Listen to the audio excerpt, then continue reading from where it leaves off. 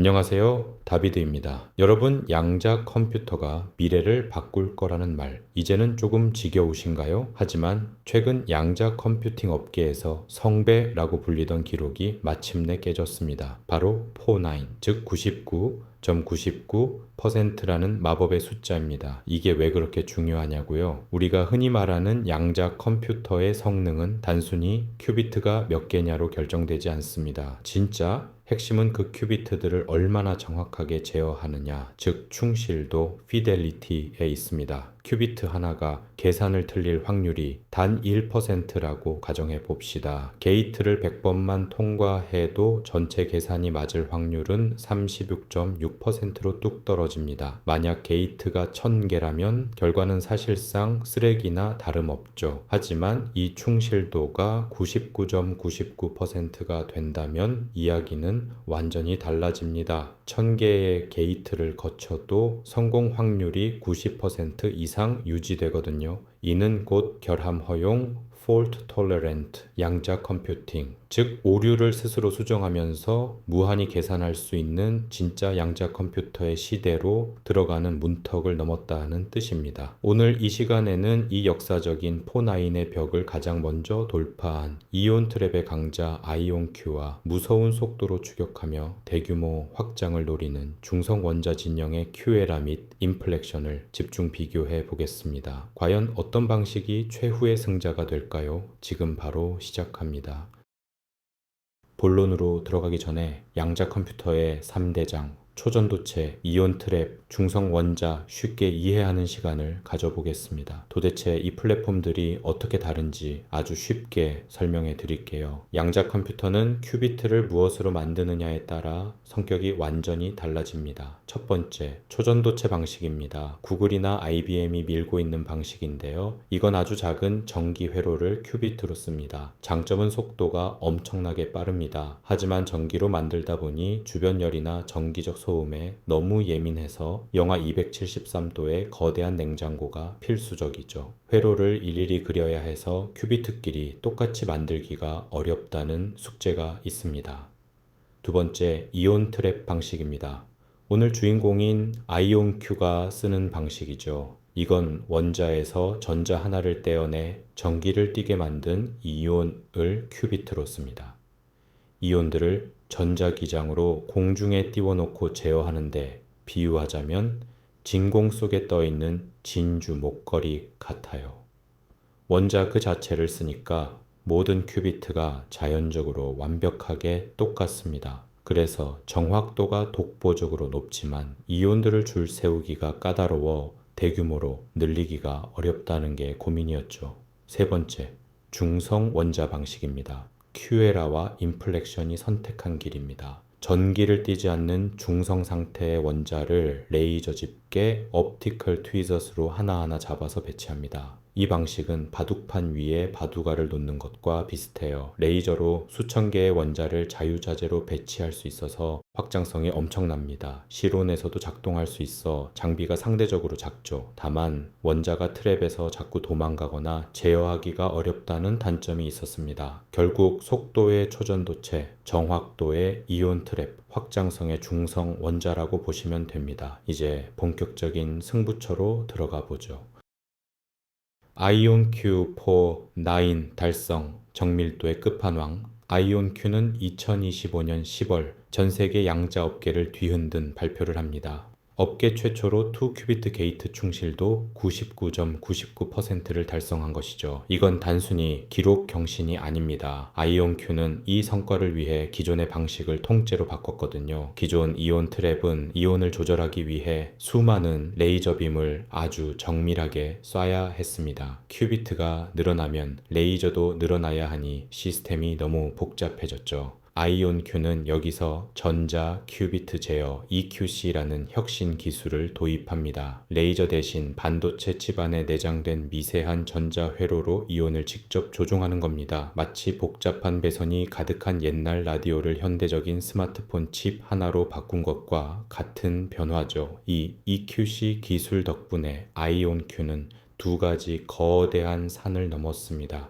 첫째는 누화, 크로스토크 문제입니다. 레이저를 쓸 때는 옆에 있는 큐비트에 빛이 살짝 닿아서 오류가 나곤 했는데 전자 회로로 제어하니 그런 간섭이 싹 사라졌습니다. 둘째는 대량 생산입니다. 기존 반도체 공정에서 칩을 찍어내듯 양자 프로세서를 만들 수 있게 된 거죠. 더 놀라운 건 이 기록을 달성할 때 냉각 과정을 대폭 생략했다는 점입니다. 원래는 이온을 절대 0도에 가깝게 꽁꽁 얼려야 그라운드 스테이트 쿨링 계산이 정확했는데 아이온큐는 부드러운 게이트, 스무스 게이트라는 알고리즘 기술로 약간 따뜻한 상태에서도 오류를 잡아냈습니다. 덕분에 냉각 시간을 아껴서 전체 연산 속도를 수십 배나 높일 수 있게 되었습니다. 정밀도와 속도, 두 마리 토끼를 다 잡은 셈이죠.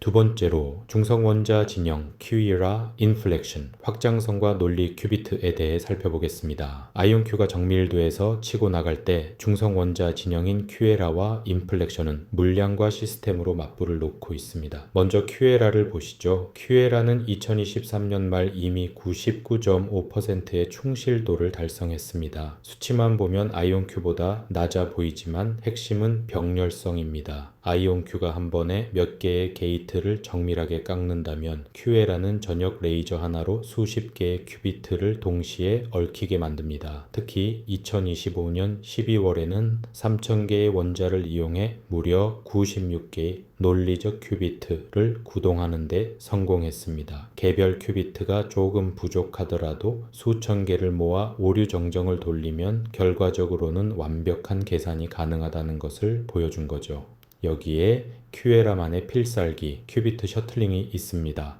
광집게로 원자를 물리적으로 집어서 옮기는 기술인데요. 계산 도중에 1번 원자를 100번 원자 옆으로 가져가서 상호작용시킬 수 있습니다. 고정된 회로를 가진 다른 방식에서는 상상도 못할 유연성입니다. 또 다른 강자 인플렉션은 개별 정밀도에 집중합니다.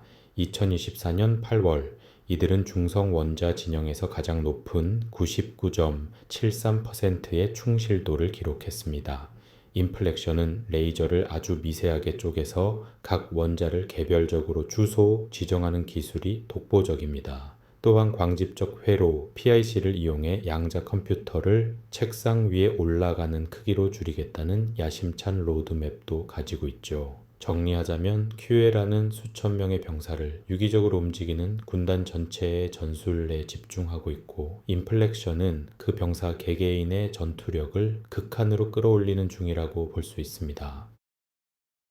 그렇다면 결국 누가 이길까요? 정밀도 대 확장성의 대결. 이 싸움의 핵심은 오류 정정의 효율성에 있습니다. 아이온큐의 전략은 명확합니다. 큐비트 하나하나를 워낙 정확하게 99.99% 만들었으니 오류 정정을 위해 낭비되는 큐비트 숫자를 최소화하겠다는 겁니다. 보통 충실도가 99%일 때는 논리 큐비트 하나를 만드는데 물리 큐비트 수천 개가 필요하지만 아이온큐처럼 99.99%가 되면 수십 개만 있어도 충분합니다. 그래서 아이온큐는 우리는 큐비트 숫자는 적어도 실제로 일할 수 있는 알고리즘 큐비트 AQ는 우리가 제일 많다고 주장합니다. 반면 중성 원자 진영은 우리는 좀 틀려도 큐비트가 워낙 많으니 3000개 물량으로 밀어붙이면 된다는 입장입니다. 특히 QE라는 원자를 자유롭게 움직일 수 있기 때문에 다른 방식보다 훨씬 효율적인 최신, 오류, 정정 코드,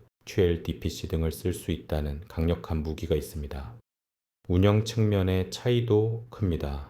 아이온큐는 반도체 칩 기반이라 데이터 센터에 넣기 아주 좋고 안정적입니다. 중성 원자 방식은 실온 작동이 가능하다는 엄청난 장점이 있지만 원자가 트랩에서 튕겨나가는 원자 손실 문제를 해결해야 하죠. QE라는 계산 중에 원자를 리필하는 기술로 이 문제를 풀고 있지만 아직은 넘어야 할 산이 남아 있습니다. 결국 복잡한 논리 연산이 필요한 암호 해독 같은 작업에는 아이온큐가 거대한 데이터를 동시에 처리해야 하는 신약 개발이나 소재 시뮬레이션에는 QE라나 인플렉션의 병렬 아키텍처가 더 빛을 발할 가능성이 큽니다.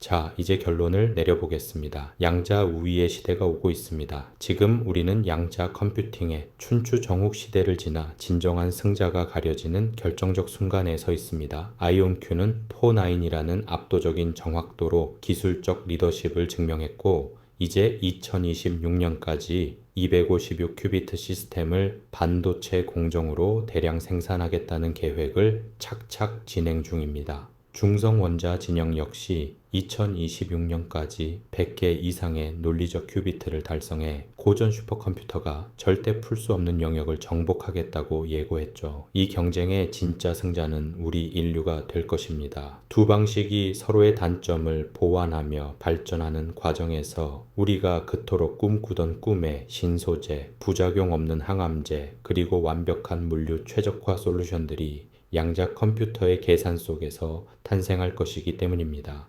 전문가들은 2026년에서 2030년 사이가 양자 컴퓨터가 실질적인 비즈니스 가치를 만들어내는 골든타임이 될 것으로 보고 있습니다. 과연 아이온큐의 정밀함이 먼저 웃을지 아니면 중성 원자의 거대한 군단이 세상을 먼저 바꿀지 여러분도 함께 지켜봐 주시기 바랍니다. 오늘 내용이 흥미로우셨다면 구독과 좋아요 부탁드리고요. 여러분은 어떤 방식이 더 유망해 보이시나요? 댓글로 의견 남겨주세요. 지금까지 다비드의 투자노트였습니다. 감사합니다.